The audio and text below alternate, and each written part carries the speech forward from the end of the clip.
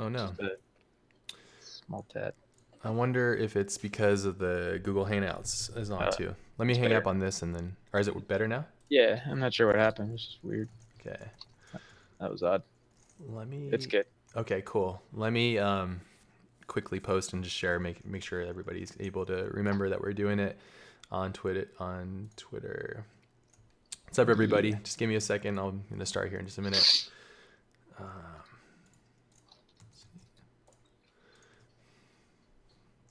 going live. See.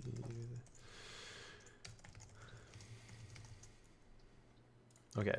I guess we'll just start. Go in there. I guess there's so much that we can kind of go into from this. It's like a never-ending Yeah.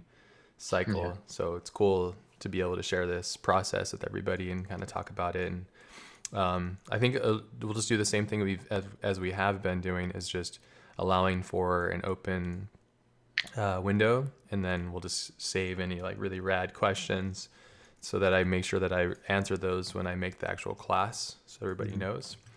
But yeah, everything's good. Can you say everything? We're live. Yeah, we're all good. Good to go. Awesome. You got the questions from last time, right? Do you want Yeah, to go into those, or do you want to just keep saving them for let's just building? save them. Yeah, let's just save them. We'll get into it later. So okay. All right, guys, what's up? So we're gonna spend about an hour or a little or so. If you're new to the stream, got John here. He's helping keep your questions answered, and just he's co-hosting the show, or the live stream itself. So if you have questions about what I'm doing or how I'm doing it or any of that kind of stuff, if you can keep it kind of pertaining to this, just in you know, in honor of your fellow viewers. So, because everybody's here, I think, more or less, that are interested in design or understanding how I'd go about using design, and that'd help just so we can keep on focus. I'm going to go into, probably today, I'll talk a little bit more again about how I'm using Adobe Illustrator and how I'm making things and kind of putting everything together. So I'll do my best to kind of, grab these things and put them together in pieces and show you as I'm doing them, and talk a little bit about design and the principles and all that kind of stuff, the things that I do and how I do them to make the elements that we're needing and all that kind of stuff. So cool. Excellent. Yeah. Yes. Okay. So I'm gonna go back into Adobe Illustrator, and the last few times that we've met up, we talked a little bit about like the very core basics of using Adobe Illustrator and how I use it as like my design tool. It's quite interesting that I use Illustrator, the name of it, as a design tool. I don't really use it for illustration. I don't know why it's called illustration. I don't know, maybe call it Adobe Vector or something, but that's up to Adobe. So, but yeah, so for me, I use it because it's vector based, and therefore I can really get crazy with, making things and combining things and having elements and stuff and making assets that I can then combine and make a final composition. Because I think for me personally, when I use this kind of stuff for making UI for film, every film's different, every request is different. All this stuff is kind of, a completely different task. Every film, a director is going to have a completely different, like, errand for me, basically, design wise, and he or she is going to have a different request. And so I have a different approach. So this isn't the end all be all. So when I give you guys my feedback and thoughts on how I do these things, it isn't, the end all be all answer for these things, because my process continually changes, as should yours too. And it's more or less just taking the core fundamentals of things and solving them and stuff. But what I'm going to be showing you guys is just the very generic, basic, high level things in revolving around when I do like graphic user interface and heads up display design and stuff like that for video games and for films. So there's a couple of things that I think make what I do a little bit differently, I guess, from most people, or just from the stuff I've seen. It's more or less I try to root my design and my style in some sort of having a certain type of style, which means like, implementing bits and pieces from design and things that I like say star maps or things like that. As you can tell, like I'm using different little things to kind of signify those elements that kind of remind me of star maps or trajectory lines. If you're watching or keeping up on, I think it's Juno, the satellite that's in Jupiter's orbit, I think now, there's some really beautiful art that's coming from just the simulations of the engineers and the scientists behind the trajectories that Juno needs to hit in order to make its descent into Jupiter's orbit and stuff. And just the art from that is really, really awesome to me. And so I'm using that as an inspiration for things like this. I think in the class too, when I designed the class for the next one I'm going to make it based on a brief, because I think project-based learning is really important, and I think it makes it more applicable. So I'll probably do like I did in my HUD or my UI and data design class. I'm going to probably use the same kind of principles of having something that we can all design towards, but I'll make it more open-ended so that there's more anomalies that come from you guys, so you guys can find your own style as you go through the process of it. Because as great as it is for you to learn from me and see how I do things, I think that's awesome, because you're going to learn my way of, it's like, I guess, like, Mozart, for example. Like when you learn how to play a Mozart song, that's great, but then you can take the learning and the style and the essence of that, and you can put it into your own style too. And whether you're interested in learning from me directly or you're just curious about my process, I think it's more or less just kind of you processing information and how you do so, and then how that feeds into your overall aesthetic and design and all that kind of stuff. So let me kind of break down how I'm doing some of these things, and let's just focus on this one right here. So I'm going to grab this, I'm going to select all of this. Everything is unlocked. As you can see, it's live. So when you look in here, or if we go to Command Y, we can see all the stuff behind the vector. So Command Y, again, that's something I use quite a bit when I'm making things, so I can see through things. Let's see, go here. So now I can see all the designs kind of coming together, and I can see where everything is. And when I work, I kind of work like I do when I draw. I don't really stick to an exact rule. I use the grid to help me help the design feel rooted in reality. But for the most part, I like to use just more or less my artistic eye to see things. And sometimes to help jumpstart things, if it doesn't work necessarily, what I'll do is I'll make a new document, whatever. I'll set this to RGB, doesn't really matter. And then I'm going to make a new layer. I'll go back into Adobe Illustrator, and let's say I'm having I'm not able to really see what I want, but I want to get an artistic interpretation. And this is very similar to what we talked about last time, where I took a very rough, very simple thumbnail and then retranslated it into the vector program.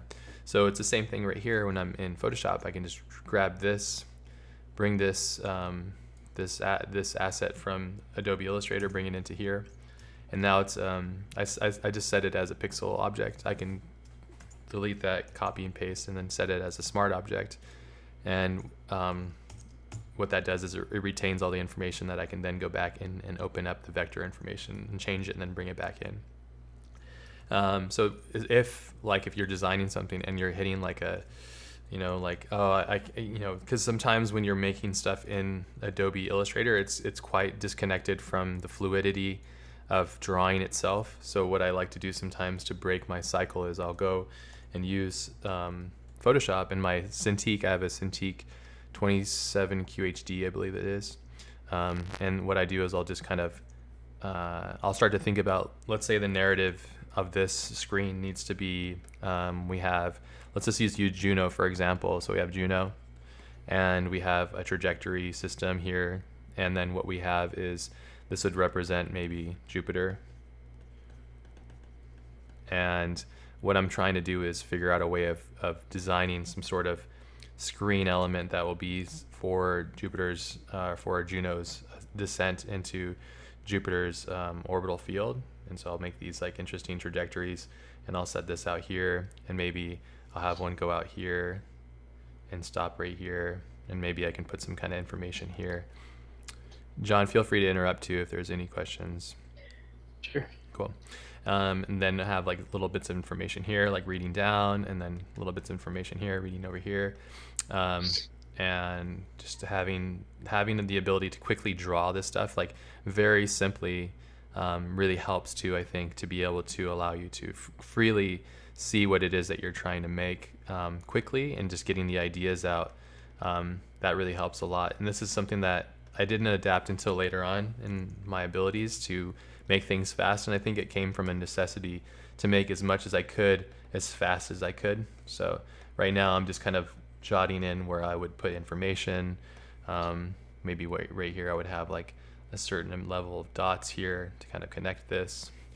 And then eventually, like a lot of this stuff, it eventually becomes something that's completed or is close to complete. And then you can take this and we can do like cool renders and stuff. And I'll probably, one of these weeks, probably like next 2 or so weeks, I'll probably be live streaming from my PC. I don't use it all that much. I only use it for when I'm using Octane and stuff because I don't like the OS. I usually use just my Mac for the most part. But I'll go in there and I'll start to show you guys how to present this stuff properly so you instantly win. Because a flat design like this is great. It's really awesome when it's done and it has a lot of cool dimension. But I think when you present your work, if you can present it with dimensionality as the director would see it through his lens and stuff, I think it really helps. It makes it more your presentation. We're just talking about presentation at that point. But so this is kind of how I approach if I want to make like something interesting here, and then maybe what I want to do is also talk about like, let's put some information about like narrative, always thinking about narrative and how you can help influence it. So let's say we're going to have an outer shell of like a dotted line here in the trajectory that's representing a certain part of Jupiter's magnetic field or something. We can also have the poles of Jupiter and how strong they are. So maybe we can have like this interesting design where it's coming here. And a lot of this stuff, you're going to involve narrative into your design. The more you can, the better it'll be, because it's just going to feel like there's a lot of thought that has gone into it. And it's just going to help you in your overall process of making things that will then feed into it properly. Somebody wants to know if you're going to be attending, it's called OFFF. Oh, off? Barcelona. No, I won't this year, unfortunately. I'd like to. I haven't been back since we did the titles for it a while ago. It's a really cool event. It's really well done. It's a huge event, but I won't be there this year, unfortunately. Yeah, maybe some other time. You said 2017, so next year. Oh, I don't know. Maybe I'll just have to talk to Hector about it and see if he wants me to come down there. Maybe I burned a bridge with making that title sequence. He hates me or something. No, I doubt it. I think he liked it. So, yeah, I would love to. Barcelona is a beautiful city. It's really cool to go out there. So yeah, so also just like, adding in different lines and stuff. So you can then bring this back in and start to think about the narrative aspects behind this stuff, because this is how it all works. It's like, adding narrative elements, thinking about things, always having your mind thinking about, different things to feed into it. They could have different shells to the outer sphere.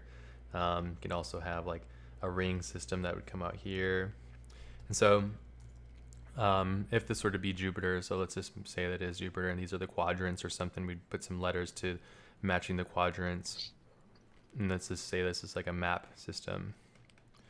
And it's more or less conveying the information that we need to see. So one thing is Juno. And then the next thing is Jupiter. And then we're going to look at the trajectory. Somebody wants to know when your next UI class would be. You guys talking about mentorship windows, like having people allowing me to have people in as my apprentices? Is that what it is? Right. Mm-hmm. Your classes. I don't know, John. When did we say, like, maybe September I'll do it? Early September? Yeah. Okay. Yeah. Probably early September, guys. I'll probably open up. Yeah, it's up to you. Yeah. I really enjoyed it. I've had a lot of fun doing these things and had some really amazing success with some of my students who just really crushed it. So, and they've managed to go off and like get really great jobs in film and stuff. And it's been awesome. And I think it's cool to think that my class is helping them achieve that. So the more I can do it, the better I think it would be. So probably in September, I'll probably do it. So Yeah, so I'll probably open up, I don't know, 5 to 10 seats for that. So and we'll advertise it for sure and let you guys know, just so you guys can be there and whoever's interested can be involved with it. So yeah, so what I'm doing now is I'm quickly, and this is how I work on like everything really. I just kind of dissect everything that I'm trying to do and adding in information as I go and talk about what needs to be seen, because you have a user. UI is just user. Oops. You have a user and you have the interface. And if we look up interface, it's just like an interaction. It's something that people are using to interact with. So it can be a language, both visually and information. So you're having all this bits. The interface itself, it can be as complex as possible, as much as you want. If I were to say like make something for NASA, if I were to make a screen for NASA, it would be all about pertinent, important information. Clean and clear, important, clear. Anything that they necessarily need, it would be what I would do is I would go down the list of everything that they need to see. Like they would say, okay, well, we need to see Juno. I'd say, okay, cool. And then then I'd go down a list. We need to see Juno at, intervals of travel. So travel, they need to see the trajectory. And I'd go down the list of everything that they would need. And then I'd start to break it down by like, scale and level of information. So if they needed to see, say, we need to see Juno. I want to be able to scale and point to where this is, and then I want to call out to say like, this is at this date, and these are the coordinates, and this is the information. This is how far away it is from being there, and all that stuff. And when I do science fiction stuff, I'm thinking of it just the same. I'm imagining NASA, and I'm imagining what a NASA type company or whatever would be interested in using, because when you think about all those things, what your work does is, instead of it just being like this frivolous design, let's say like, let me just grab this and delete it.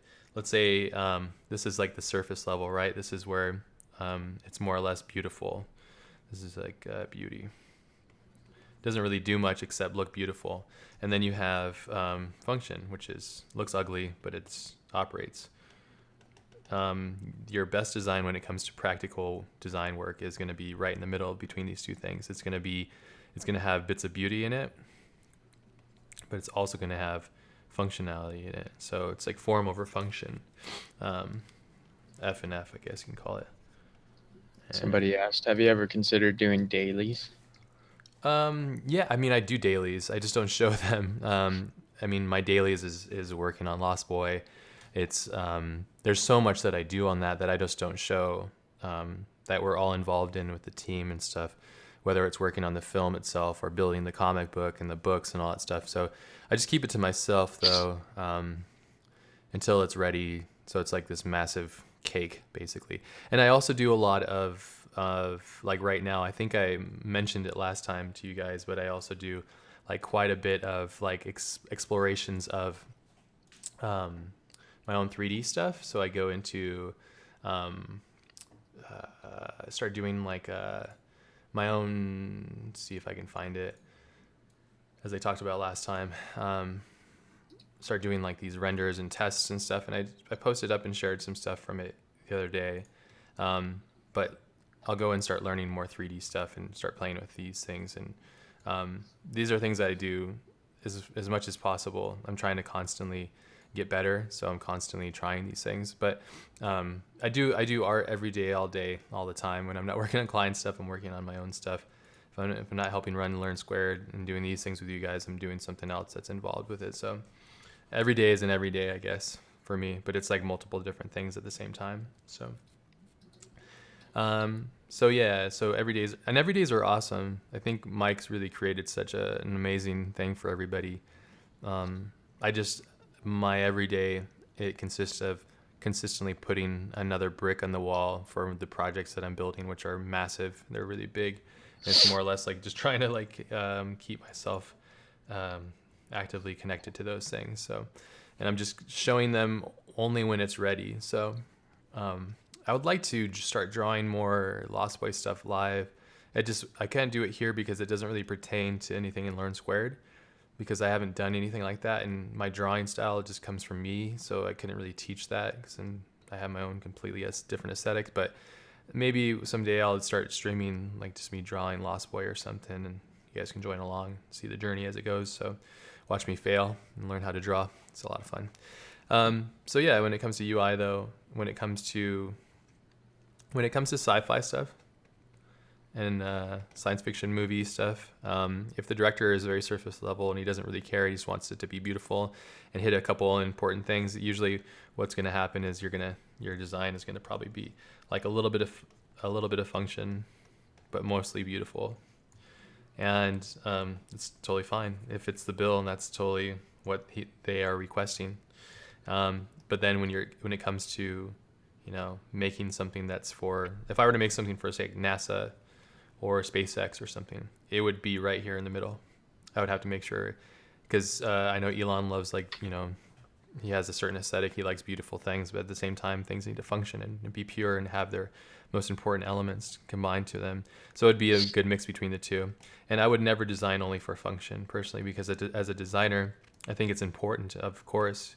Design is communicating ideas with purpose, really. And so it's more or less like having a blend between the two. And when you can make a design that has a blend between the two, you're really made something quite beautiful. And I think that you can definitely make stuff that has aesthetic and beauty and looks good and is aesthetically appealing, and also very much be a very functional item. It's just more or less just finding what is most important, things that need to be seen. So I'm just giving you guys a little insight as to how I digest and consume these things as I'm going through and making these designs. Somebody has a creative question here for you. Sure. It says, in the instance of the Tokyo titles, Mm-hmm. how involved were you with the technicalities of the project, such as writing code or animation in After Effects? I guess I'm curious whether you were a director in the classical sense of the word, or whether you were involved deeply in all aspects of the realization of the project. Appreciate it. Yeah, I think in the Tokyo stuff, I was a director in the classic sense, where everything gets feeded through me, and then I have all these notes and feedback. I think originally I'm a little bit more involved in that, but I definitely didn't do any of the coding. I didn't do any of the animations. The team, everybody in the team, so like Michael Wrigley was like, the main guy that we reached out to, and he handled and coordinated a lot of did the previs and all that stuff and animated a lot of stuff. And then also Nicholas did a lot of cool stuff with the type. Alistair did a lot of animations. Chris did a lot of animations. Andrew did animations. Albert Omas did a lot of really cool exploratory stuff here. So if you look down here, and then my friend Frank did the edit. My buddy Anthony did an amazing score, which really helped bring everything together. So for this, you can see right here in the roles, this is everybody's roles, and we all have different feedback. And if you get a chance to check out these, if you don't already know these guys, I have direct links to their work too, which is really cool. But when we first started, so instead of a director, mostly a director in the classic sense will just be a person that facilitates other people and then uses that. It was more or less like I did the poster for the event, and then talked with Sean about possibly doing a title sequence, and Andrew was interested in that. So we set out, and then Andrew got us in contact with Michael Wrigley. And then once we started going, I started designing frames. These are the designs that I had made. So a traditional director wouldn't necessarily, I guess this would probably be like an example of Ridley Scott. When he did Alien, he storyboarded the entire film, because Ridley Scott's actually a really great artist. So it's more or less like having all these and having beats and the tone. So I give everybody all the ingredients basically and say it'd be really good to have this, looking at this right here and having long discussions with my creative team, whoever it might be, and how we're going to dissect things, and talking with Michael Wrigley. Him and I were just, hand in hand, very close. He was just we worked very closely as we worked and digested all this, dissected everything, and just discovered the style, and finding different interesting things and taking elements of weird tests that Michael would create or Albert would create, and taking those elements and then combining them into the concepts and stuff. So I think it's the director in the classical sense, but much more involved, where I'm kind of taking everything and really pushing it with a visual style and having a complete focus on it, I guess, if that makes sense. So it's much more involved than that. And when I work with friends and close colleagues, like a project like this is an unpaid passion project. It's just us having fun doing what we love. When it comes to this, it's more or less just having fun with it and playing with ideas and trying weird things and testing this out. And because these are all the designs that I had made that eventually did, direct the whole thing. So it's taking these things and working closely with my buddies and having fun and letting them play with things as well, and doing lots of weird feedback, like the idea of taking the type and making shapes and weird objects and turning it and spinning it. And I knew that Alistair and Chris and those guys would be really great, and Andrew would be really great at taking these things and adding really cool keyframe animations, and then having everything kind of connect and move and shift. And then so that was their thing. That was the direction for them. And Albert would add all these interesting artifacts, and Michael Wrigley would help bring it all together in the production sense too, and also with the artistic sensibilities that he brought to. So it was a dream project, that really was. I really highly suggest if you are out there and wanting to do something cool and with friends and stuff, like, you should definitely go and do it. Don't bite this project though; it's been bit way too much. I've seen like so many clones of it. It's cool, I guess. It's flattering, I guess. So. Another question says, have you any plans to start an animation class? Yes, we are. John, can I say who's going to be the teacher? We can, right? I don't know. I haven't gotten approval or anything yet, so I mean, Is I could ask Andrew really quick. Yeah, ask Andrew, because we are definitely, we're in the middle of it right now, actually. I'm super excited because it's going to be an amazing class for you guys. And the guy who's teaching it's going to be, he's just awesome. He's just a sweetheart, great person, and he's making an amazing class. Probably one of those classes that you take and that's all you need. It's one of those classes. So we're really excited about that. Hopefully that answered the question with the FITC thing. It's really cool. I get a lot of feedback from this one, more than I think we thought we would, which is great. It's really awesome, and hopefully that makes sense. I think I like to wear many hats, but I also like to share the responsibility with my colleagues that are amazing, or more gifted, or more interested in different things than I am. Like Nicholas was really into the typography. As much as I love typography, I just let him run with it, and he made all this awesome stuff. And then the animations and stuff are done by the rest of the team. And it was awesome. Just brought everything together and had this really beautiful experience. And even this score and stuff that Anthony made, I'd wanted to do. The idea I thought would be interesting is some old music box that eventually like unfolded and sounded really massive, but had sensibilities and tonalities that would come from something from Japan, but it had a different essence of it. So, and that's where a lot of that came from. He just went through and just smashed it out of the park, really. So it was just a lot of fun. Just friends getting along together and having fun, working really hard on it, and putting a lot of effort and time. Yeah, I think it's still one of our favorite projects together, honestly. It's just so much fun. So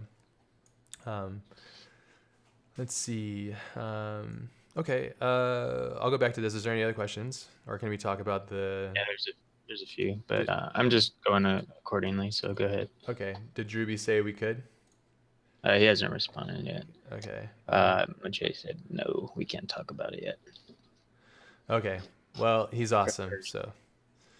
Yeah, he is. Yeah, he's super awesome. The class is going to be great, and I think probably going to be launching it in a couple months, I imagine. So that's what I'm hoping for. So yeah, just be ready to rock. So it's going to be great. He's going to be taking a lot of things, and the goal is for you guys too, is if you're interested, you can take my class, the same like main title design, and then you would take this other teacher's class and be able to understand how to animate that stuff. And then all in all, you'd be this, beast savage that would be able to do multiple different roles, so. But next question says, sorry, UI designers, do they also do brand personality and feelings slash psychological theories, I guess. Yeah, I guess. I mean, for me, I think I've said this more than enough, but the irony when I started getting into UI design is I didn't really know what it was, and I didn't really care to know what it was because it was more or less like I was doing a task that was assigned to me by a director. I think the thing is really understanding what it is that UI is and focusing on the different selections of what UI is, because UI is a user interface, which is a language, it's a communicative device. So when it comes to like say branding and stuff, like sure, why not? Like I don't see why not. I haven't done it, but design is design. It's all, again, design is just communicating ideas with purpose, and having a firm direction of where you're going. What I'm trying to do here is just really quickly explain like a smooth, simple process of how I would kind of convey information. Say if like the task or the brief was something from NASA, my client is NASA, and they wanted to create a user interface that would match, like let's say, it would match their screens that they use at their mission control, and they want to be able to see at a quick glance using multiple filters the Juno's mission and be able to interact with it instantly and be able to see the information that they need. So what I would have to do is really sit with them or talk with them about the pertinent, what I call is like, I call it, I break it into different tiers. So I'd say like tiers is important. So I'd say like tier number one would be the most important thing. So if you can say relate it to a car's interface is the steering wheel, the gas pedals,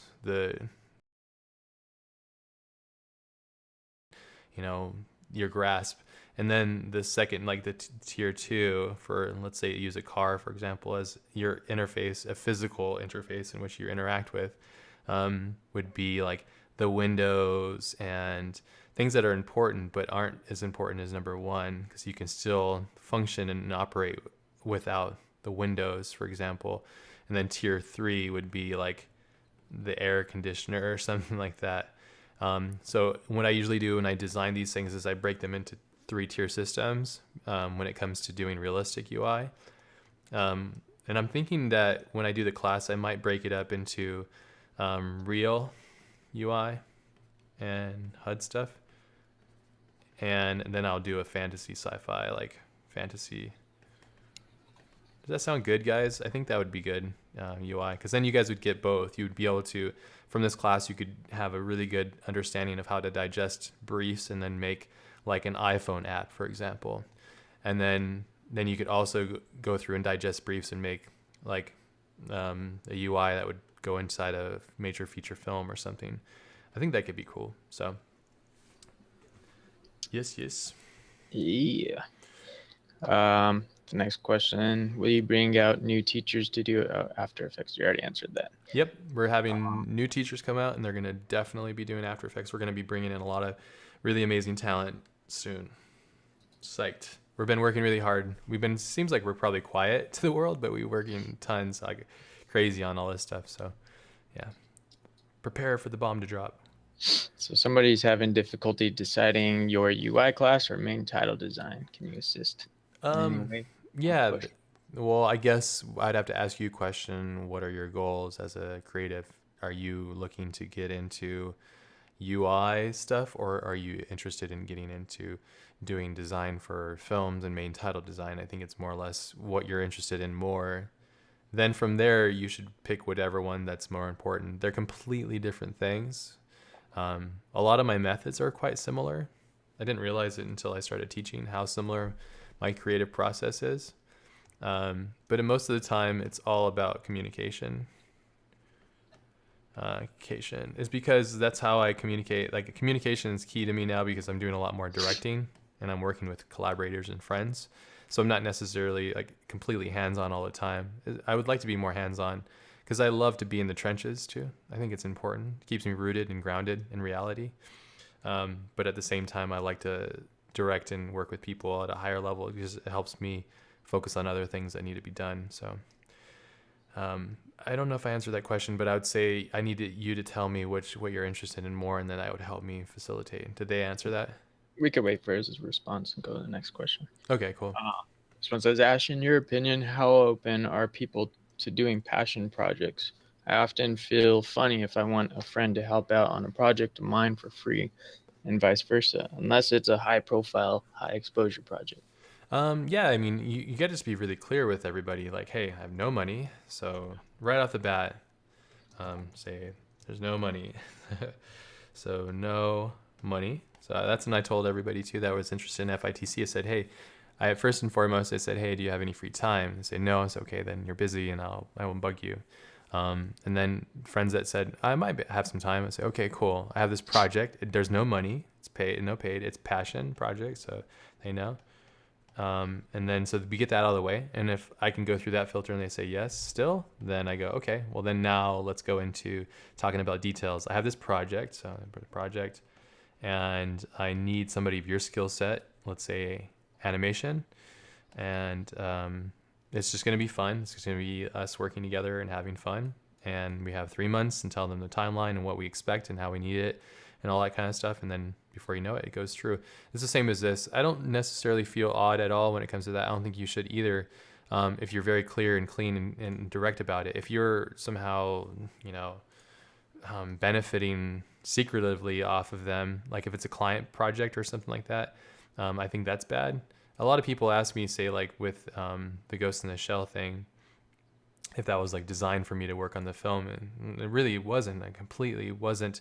It was. It started with my friend Philippe and I just wanting to do something fun just together, and then it just became a massive thing that involved a lot of people, very talented, amazing people, to collaborate and make this thing completed. And so it was quite intense, but at the same time, I didn't. My goal wasn't to go. I didn't have some secret goal in mind. It was just to go and make this and to pay a proper homage. So I think if you're really clean and clear about it with friends and stuff, you just be very direct and say, hey, I have this idea, and this is how I work with all my friends. Like my buddy Anthony and I were just really close. We share things, and we just whatever. It's just it's fun. We use each other's strengths and weaknesses to make the projects better, and we have the project in mind. The project's always in mind. And that's the most important thing, really focusing all of this on it. And if somebody says, no, I don't want to do it, or I don't have time, or I don't want to work on it, then, oh, well, you're going to see for every 5 no's you're going to get 1 yes. And sometimes I like to just work with friends that they might not be like the best at what they do, but they have a lot of passion and drive. Those are the best people to work with, I think, personally, because they have the most soul. And those are the people I think are the best you're going to find are the best to work with. So, and passion projects are so important. And doing them with your friends, I think the best way you could do it is you need to know yourself. Be okay with understanding your weaknesses. And then understanding their strengths. And then my handwriting is so bad, I'm sorry. Understanding their strengths and then having them counter your weaknesses, and therefore going and feeding back and forth until everything goes down and then the project's done and it's monies. So I'm gonna draw a better money sign. Cool. Hopefully that answered it. I think as long as you're clean and clear about your intentions, you should be completely fine. And don't be a jerk and like try to use them or something. That's just not cool. So just be open and free and clear about everything. And as long as you're clear. I've had problems where I haven't communicated things properly and then it's blown up in my face. So I've learned along the lines to just instantly pull the Band-Aid, instantly say, hey, I have this project, I love your work, I have no money, it's a passion project, nothing will come of it possibly, or everything can come of it possibly. Do you want to be a part of it? Yes or no? And then no, okay, have a great day. Yes, awesome, let's continue to make it, and then whatever comes of it, and we go forward from there. So this next question says, outside of star paths, what are some other topics or fields you look to for inspiration to achieve that functionality within the piece? Cool, that's a great question. And I think that's a very tailor-made thing. So let's say if I'm using if I'm looking at like NASA and Juno and talking about that, so I'll go to Google and I'll go to like Juno trajectory map. And so instantly, first and foremost, I'll go into the images here and I'll start looking at this just to start getting my mind into here. And for the most part, I like to use Google for searching for things. And then I'll go into like trajectory. I'll grab this. And it kind of just becomes this, and never-ending cycle. Star map. And if you want more like say specific stuff, you can go to like Pinterest.com and you can go into like, I don't know, star maps or something. Star map. And from here you can go into like looking at this stuff specifically. It's a little bit more tailor-made towards artists and stuff, so I'd be cautious because a lot of this stuff is stylized. And then also to infer what you're asking about, which is the functional part of it. If we're making functional UI, again, as I go back to this, the functional part of the UI comes from your communication with the client and what their most important things are and how you break them into a tier system. So their most important thing is to see like, we need to see Juno. Okay, good. They need to see the path. Okay, got that. We need to see Jupiter. And then we need to see information that pertains to location. I'm just making up stuff as I go. There's probably many more different things. And then the next tier would be the other bits of information. So what I would do is I would visually get inspired by stuff like this stuff. I'd visually look at this and go, okay, this is cool. I like the line weight. And when I look at this stuff, I'm studying it for many different things. When you look and consume an image, you look at, the different qualities it's instantly feeding you. So you can have instant feedback. And the more you understand how to look at things, like look at art or design or anything like that, the better you are going to be at making your own work too. So I'd look at, okay, I'd squint my eyes and say, okay, there's some really cool complexity happening here. There's some cool abstract shapes that are happening just on a completely visual side. And then what's not working is I can't really read any of this information. So maybe what would happen is I'd zoom into this and everything would kind of like zoom out of this and I can go and look at it if I wanted to. There's some tertiary, secondary like line stuff that's happening back here. There's some grid stuff that's happening as well. All this stuff is combining to make an image and have like, an overall feel. Why is this one look nicer than this one? Is more or less because there's a lot of secondary, tertiary things. There's a subtle gradient glow, all these different things. And once you can dissect what makes things look better, then you can kind of use that and adapt that. And then you can take all those things and then let it feed. See the difference right here. So this is a good example, actually. We have this one, and then we have, oh damn, lost it. Let's see that one and this one. There's a difference between the two, a very subtle difference, but you see like just subtly adding the gradient and adding a couple little bit of tone shifts. I use that as an inspiration. I take like the elements of the high level design that I'm looking at, and then I feed that in through my brain, and then I let that translate to the final design or something that would eventually look like not this, but kind of eventually looking something like this. And it would go, you'd get much more involved as I go through it. But again, if we're talking about functional stuff, I would really get into dissecting the tier system, and that's pertaining to whatever the client's requesting. And so I think when I teach this, when I make the class for this, I think that's really what I'm going to do. It's going to be 4 lessons.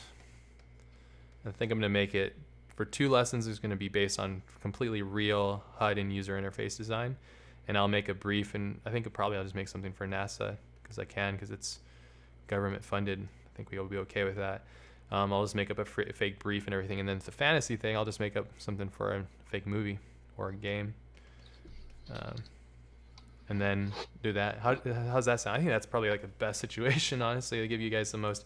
In 4 lessons, you guys would be able to understand how I dissect this stuff, because that's one of the questions I get a lot. Is there's a lot of separation. Be like, oh, like that looks cool, but it won't function. Like, of course it doesn't, because it doesn't need to, because it belongs to a fictional film that has no pertaining to reality in any sense of the form. But then there's also the real UI that needs to function properly, and you get into really like beautiful minimalistic iOS kind of design, which is really stunning, Dieter Ram style kind of stuff too. And it's definitely possible to do all of that. So it's just a matter of how you view things and how you work with things and stuff. So what do you think, John? I think that sounds good. Yeah, I think that'd be great to see that process. Cool. Yeah, be applicable. Let's do it. Cool. 15 more minutes, I think. Yeah. Yeah. Cool. Yeah. There's about 4 questions, so that should occupy that time. Cool. This one says, are mentorship programs a one-time event? For instance, when a mentorship class is finished, are you guys going to open enrollment again for the same class? Yeah, absolutely. It's just more or less like when me or any other teacher finds time to allow for mentorships to open. The mentorships, like they could go forever. I can open up a window 5 years from now for UI design if people are interested, and they could be my apprentice for that class. So it'll always be open. Just a matter of when the teacher, myself, has time to allow to that. What I'm doing now is I'm kind of using Twitch to kind of feed as many of you as possible the things and kind of expose you to the way that I'm working, just in case you're interested. And then when we go into, if you're still interested in learning further with like one-on-one interactions, then I'll open up those windows and stuff for that. So it's the same for every teacher too. That's just a matter of when they want to open up the window and how many students and if they sell out. Because I think the last time my UI design mentorship thing sold out really fast. It was like an hour or two. I think that's when it sold out. So yeah, so it's just more or less like the supply and demand. It was really awesome. It's really cool, and I had a great group of students, and they had a great time. So this next one says, do you have some references or tips for creating typo? Or actually, let me read this one first. It says, in regards to the upcoming After Effects course, does that include expression / computational art / procedural graphics type of work? Can you talk anything about it? I have to just give you guys a very streamlined possibilities. Some of the stuff might not happen. Some of it is. Two teachers coming in, and they're teaching those two different things separately. One of them is teaching like legitimate hardcore 2D animation stuff, heavy After Effects stuff, and then the other instructor is using a lot of Cinema 4D and After Effects, doing more of the procedural stuff. Both super good, super intense, awesome, great classes, very communicative.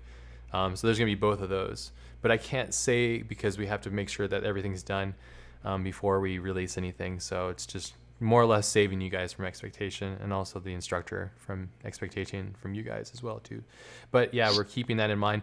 Actually, what we talked about internally the other day was we're putting together, maybe you guys can do this too, is if you guys want to, in here in the Slack chat or whatever, or the Twitch thing, is to suggest things, like different things that you guys want to learn. And what we're doing is we're going to put out a poll and like on Facebook and everything, and just share it with everybody, and kind of drop like 5 to 10 different categories of careers or things to learn, and then let you guys kind of vote. And then once we have like the numbers back in, we'll be like, oh, okay, like we for sure have like a huge amount of people that are interested in modeling. So let's go find the best, most badass modeler that we know to bring him on to Learn Squared and teach you guys like through and through, like the best class on how to model. So that's what we're doing. That's what we're like as a company. We're in the middle of doing that right now. So, right, John? Yes, sir. Yes, sir. Yeah, sure. Yeah. Do you have any or some references or tips for creating typo or maybe a class? Because when I am doing UI, it's always that part which doesn't match with the UI. Sometimes not enough graphic, sometimes too much. So I guess it's typography. About creating typography, yeah. Okay, cool. I'll put this in the notes too. Can you make sure we note this too? Like the having typography as being part of it. Typography. I'd go into typography quite a bit in the main title design because it's so important, because you're displaying people's names. Type design and for UI is it has to, it changes again, like recently, like the stuff that Territory did for that one movie, what's that Marvel movie where there's like a gang of people and they're flying around in the ship? I don't know if I watched it. It had the guy and he was kind of a, Avengers. huh? The Avengers? Not the Avengers. It's the other one with like that's like the comedian guy is the main character. Well, Territory did some really beautiful work with it. Guardians of the Galaxy, I think it is. Oh yeah, Guardians. So, like with Guardians of the Galaxy, for example, they made this really awesome alien language, and so they had to create their own typography, which is based on symbols, which is all fictional and fantasy and blah blah blah. So that's a whole different thing that they were doing, and I think it's all kind of like that's to answer that. Hopefully that makes sense. But when it comes to when we're doing stuff that isn't fantasy, it's like real HUD stuff. It has to be, it has to do many things. It has to be clear, direct, easy to read. When typography developed and it eventually became what it is today and what we use of it today, it originally started with scripture, like writing cursive and all that kind of stuff, and then they would eventually make the WordPress, and then translating the handwritten letter to an actual replicatable type form, which is when typography started. It slowly transitioned into something like this. Let's say this would be like an L, and then the type part of the L would be like this, and then eventually it would start to mutate, and then it became like a Helvetica or something, or a Futura or something like that, whatever. And Helvetica and type like that was made for clarity and reading and small type and all that kind of stuff. So it all kind of evolved. So when it comes to doing UI stuff, when you're looking for fonts and typography to work with it, you really need to think about the stuff that is pertaining exactly to what its function is, because its functionality is going to be the testament to its ability to communicate things. And there's a way of it's a fine line, as you've mentioned, whoever has asked this question. It's a great question too. It's a problem that I've seen in a lot of stuff. But when it comes to the real world HUD stuff, you have to be clean, clear, and direct, and easy to read from afar. Doesn't mean yes, it has to be ugly. It can be very beautiful still. Simplicity can be very beautiful, and there's a lot of amazing typefaces out there that I'll be sharing with you guys and talking with you guys when I make the class. But when it comes to fantasy stuff, you can go crazy and make your own stuff, and you can kind of make all kinds of weird stuff. And if your design is supposed to be alien-like, then you get to go off and do some weird alien-like stuff. And if you want it to be some subhuman or English level, then you make it. You just find a good type family that would work and have a good form, but also have a unique twist to it. There's also there's this app called, let's see, what's it called? Font Self. Let's see, Font Self. It's really rad, and I haven't had a chance to play with it yet. I've just been watching people make things on it. Check this out. It's called Font Self. They're good people too. Like, they sent me some stuff. They're really nice, and they have this really cool goal. They're from Kickstarter too. They had this really great Kickstarter that was successful, and good people. But check this out. Font Self, and what you do is you can basically make your own font quickly, and I think this would be really something cool to get into when I'm going to do the classes. Maybe I'll put this Font Self thing in here. Font Self. I'm making notes, guys, making notes. So yeah, hopefully that answers it. So you can either make your own type, you can make your own fantasy type, and if you're using stuff for real HUD stuff, then I would suggest look at like what the government uses for signs and stuff like that on the road and all that fun stuff. So cool. Sick. Cool. I'll put a star next to this. So there's about 4 questions left with 7 minutes to go. All right, guys. We will be ending questions now, just to cater to the time. This one says, I'm interested in just creating beautiful designs. I know I would love to just learn and understand your workflow and how you create. I've done a bunch of projects creating interactive experiences, but I've been really interested in just creating designs that's attractive lately. Cool. I guess it's really depending on which direction I want to head in. Any suggestions? So if you want to just learn design only, is that what he's saying?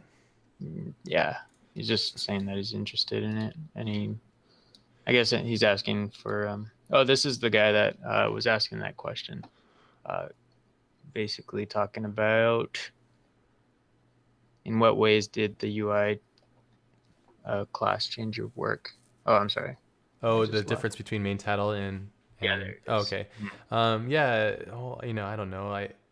Uh, for me, it's like both of them have. They're me teaching you my style, kind of. So it has a little bit of both. So it's more or less just kind of if you're more interested in just design stuff, I would say that the user interface, the UI or the data design class would make sense, I think, because I go into more the aesthetics than anything else. It's like I'm in that class, I'm kind of just more or less interested in making the key image. I call them like the golden frame. So like if we look at this, I'm more or less making designs that are fictional. They have a fantasy element to them, and they are more in the aesthetic place. So it's not really rooted in reality. It's that project is based on a really similar client project I did for the DARPA Cyber Grand Challenge. So it was based on me taking the elements and things that I learned from here and many other projects that I just really can't share and show because they're all NDA stuff that I just will never probably see the light of day, unfortunately. But a lot of this stuff it's connected to this project and many other projects that because I didn't feel like it was right to teach anything. It's funny because I think some people have questioned like how could that be UI, but UI, as I said, is multiple dimensions in it, and it involves a language, and it's all about how you attach meaning. Language is just attaching meaning to symbols. That's really all it is when it comes to that sense. And design is attaching meaning to symbols, and it all kind of comes from there too. So it's multiple levels. So I'd say HUD and I'd say the data design class might be interesting for you if you're at all interested. And no rush, the classes be there, and someday you can take it, someday you're not. So, but yeah, all right. Hope that answered that. Yep. This one says, how does one become an apprentice, or is it to the teacher's discretion? Sorry, what was that? How does one become an apprentice? So, like, Of how we have professional apprentice. Yeah. So what will happen is if you want to be apprentice of say my class, you can um, just wait for the window that we're going to open up, and we'll probably start advertising at least a month in advance so everybody knows when the window of seats get available. And then once we do so, we'll probably send out like a newsletter, and I will personally probably post up stuff on Twitter and Facebook as I do to communicate with everybody. And I'll just say like, hey, I have 5 seats or 10 seats open for UI design. If you want to be my direct apprentice, this is a chance now. And so I'm thinking I'll probably open up stuff in September, and I just got to schedule it and time it with the guys and make sure it all aligns with everybody. So, but yeah, I guess there's probably a pretty strong draw still for people wanting to be apprentice for UI design because it's sold out so fast. So I'll probably open up another one for you guys for September. So cool. 2 more, and then we're done. Great questions today, guys. Thank you. Sorry, yeah, that was a student. Yeah, not a pro. That was my bad. Okay. Where have you learned some of your fundamental knowledge? Oh man, fundamental knowledge. I mean, um, I think personally for me, I learn it from everywhere. I learn it from, friends. I learn so much stuff from Miche. Fundamental stuff. It's everything all over the place at all times. My brain is just completely open and active. So it'll come from either design books or friends or people or watching tutorials. I just stay incredibly curious about everything at all times, and then everything kind of feeds from there. It's just I don't know if there's one direct source. If I could say, I wish I could to give you a proper answer, but it all kind of it's from like everywhere basically. I'm constantly feeding information. I'm gonna make an Amazon book list of just the books that I have on my shelf that are important for everybody to maybe use and see, and maybe that'll help you because design books are great too. But yeah, it's like a mix of all those things. Uh, ooh, This question is just he wants to know if the collective podcast will come back. Yes, it's Even on. those. Yes, Andrew and I have started recording new episodes. We have some incredible guests. I'm super excited about that. We have 4 episodes recorded so far, and I think we're going to start releasing in August sometime. So it'll be coming back. It's going to be awesome. Gonna be good. And we'll just get this last question in there, which you already answered, but it says, Ash, will there be more UI courses in the future? And if so, can you please tell us how different it'll be from the current one? Yes, absolutely. So the next course I'm going to teach most likely is going to be HUD, heads-up display, and user interface design.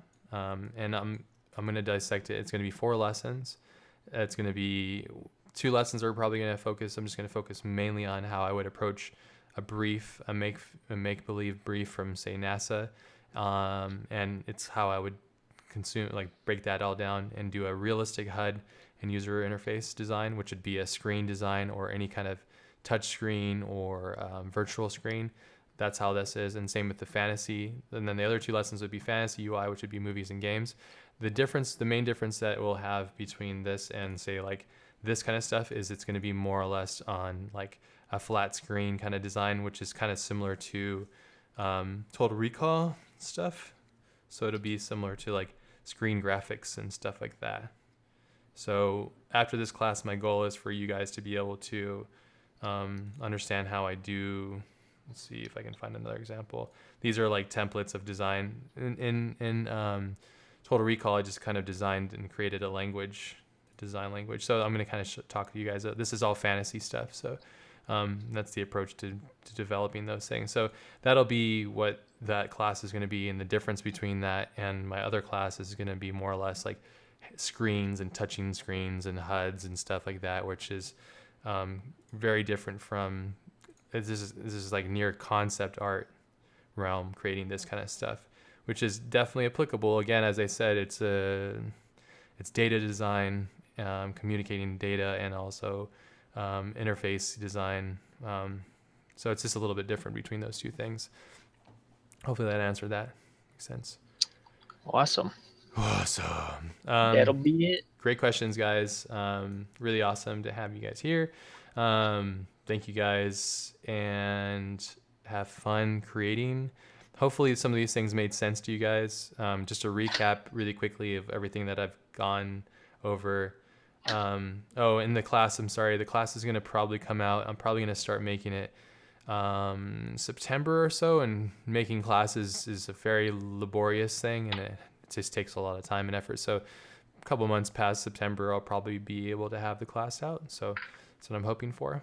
We have a lot of classes coming down the pipe, though. Really excited. So can't talk about who's going to be teaching what, but there's going to be plenty enough to be learning here soon from Learn Squared. So it's more or less just like timing it so you guys don't get completely inundated and just consumed.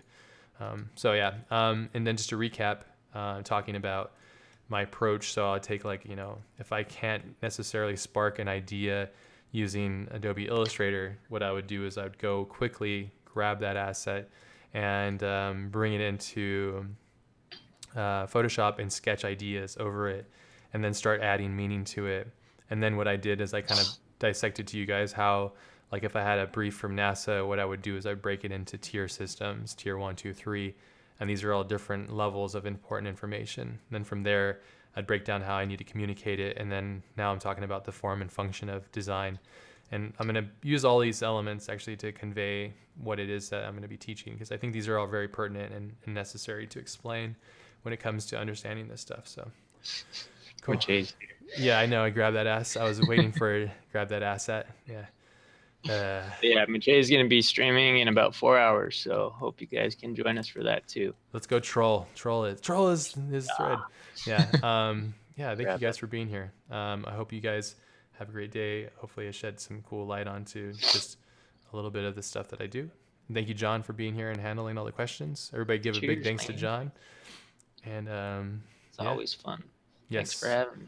Yeah, thanks for being here. All right, guys, I will catch you guys on the flip side.